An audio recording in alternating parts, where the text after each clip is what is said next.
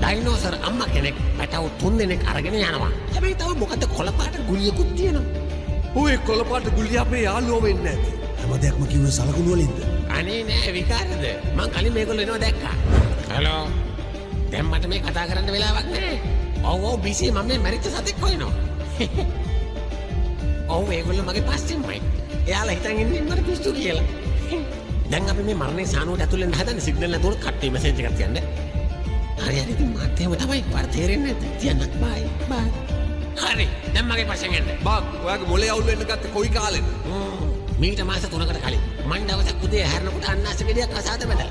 ඒක කැත අන්නාසි ගෙඩියක්. ඒ ගතිගුණ හරි හොඳයි.